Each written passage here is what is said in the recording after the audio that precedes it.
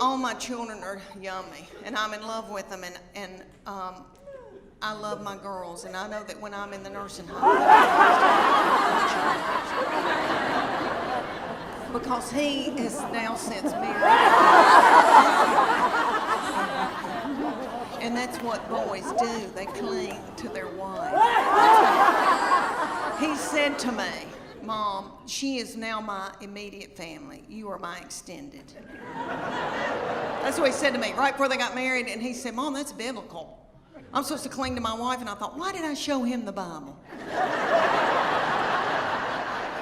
Well, he has always been spiritually mature. We call him our little Billy Graham. My husband and we didn't do it. God did it. I'm full of sin. Okay. I've been washed in the blood, but I've been a horrible, horrible person. Not too bad, but okay. So this baby has been just like an old man all of his life. Let me give you an example. He would go over to our house and they'd watch movies, and he came home one night and he used to tell me everything. And I said, "What y'all been doing?" He said, "Well, we've been watching television and kissing on the couch." And I said, "Okay, baby, okay. That's all right, that's normal." But I said, before you know it, you've got your hand on somebody's leg, your arm around, and things can get out of control. And I just say, slow it down. He looked at me like I was crazy. And he said, Mom, nothing like that's gonna happen. And I think of myself as some of the nastiest things I ever did.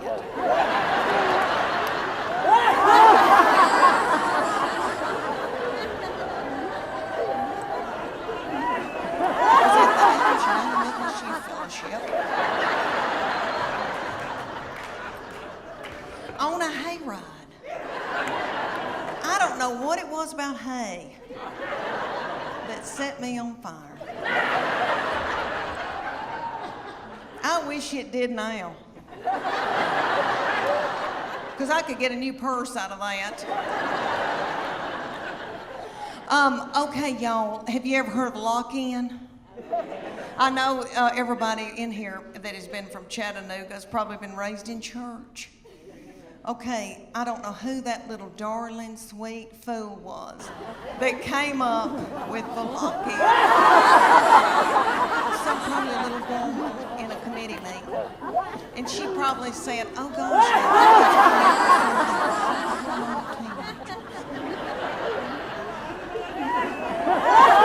let's gather up and put them in the church building and lock the door. And turn the lights out and leave them there all night. Maybe somebody will end up pregnant. Left, okay, and every summer I dread, I think, oh gosh, I've got to go buy a bathing suit. And now it's over and I barely even wore one. What I've been wearing.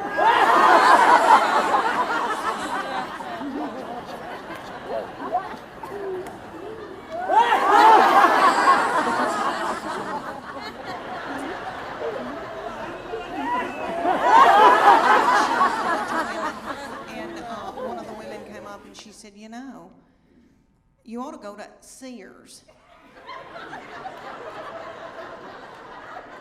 and get you a swim dress in the Land's End department. And I thought, should this hurt my feelings?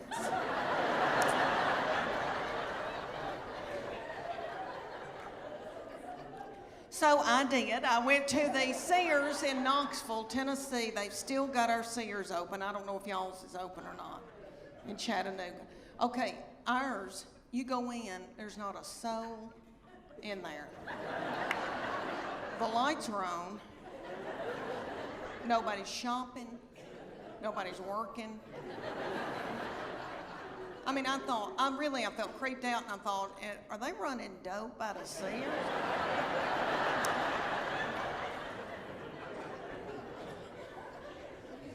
So I bought me a Land's End swim dress, and I gotta tell y'all, I'm beautiful in it. Okay. it gathers in right here where my hernia mesh is.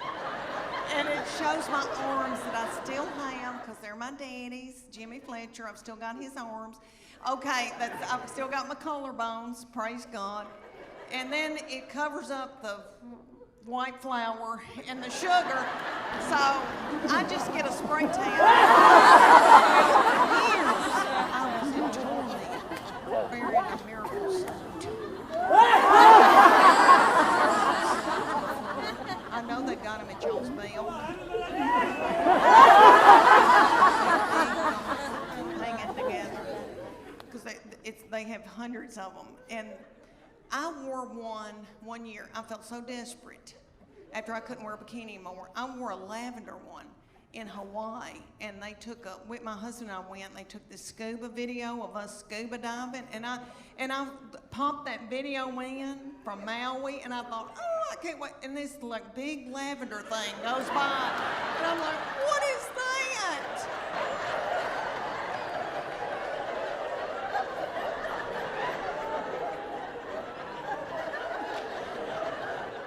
I destroyed that video. It's awful. But anyway, so I get this miracle suit. They're at y'all's Bell, and it's got a big sign that says lose 10 pounds. You do, because you sweat yourself to death trying to get out. Because it's got a girdle in it. The girdle's right there. Come here, smooth you out real pretty through here. Because it squeezes your fat out in every other hole.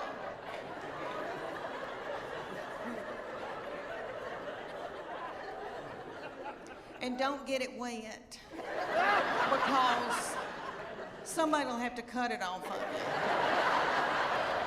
But I would get it every year because I felt desperate and I didn't know what else to do. Well, my girlfriend, the one with the poop, banked up poop, okay, she wanted one, and her 14-year-old daughter drove to Knoxville to the Dillards and got in the dressing room, and the 14-year-old was in there sacking her mama up in this bathing suit. They both broke out in sweat over their legs.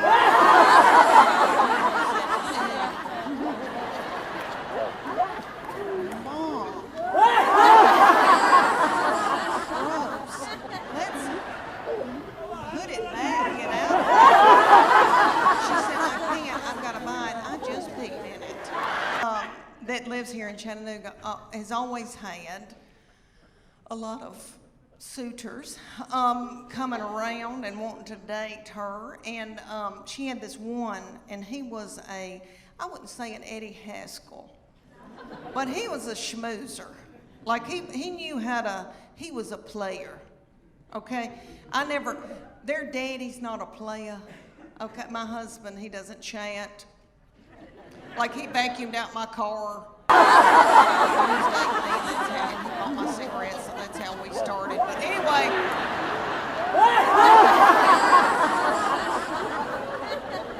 it was the 80s. But anyway, young people call it playa, you know, some fast-talking boy. She had this fast-talking boy coming around, and he would say to me things like, Miss Morgan, you look beautiful today. And I was like,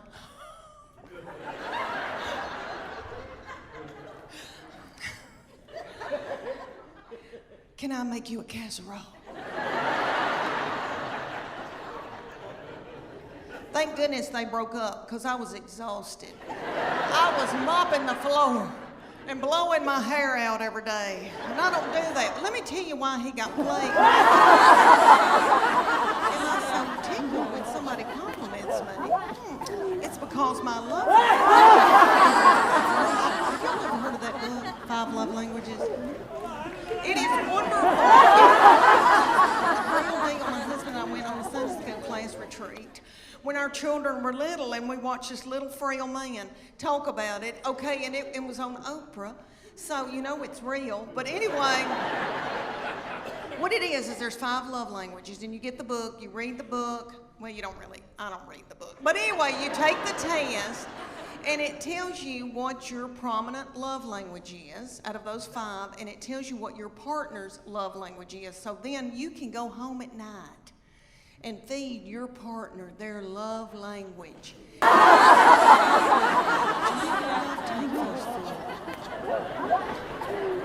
And if you do, and you're in the water fountain, and some whore comes in,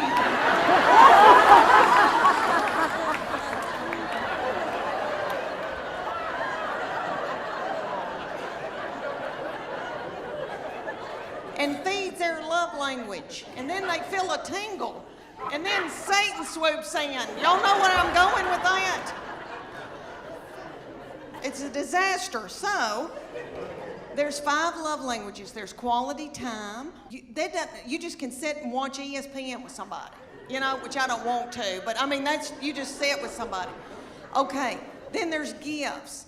And you can just give them a card and they feel loved. It doesn't have to be something expensive. Okay, then there's physical touch. And most women in here will go, oh my gosh, that's my husband's. Physical touch. He's on me like a duck on a June bug. But that's not that. I'm talking about, you know, like there's people that just want to hug you and kiss you and squeeze you. Okay, then there's words of affirmation. That's mine. You're a good mom. Leave me.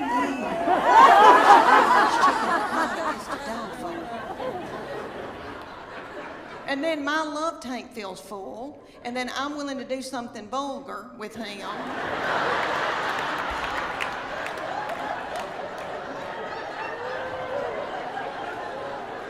And then he gives me money to get my hair highlighted. So you see how it all works out.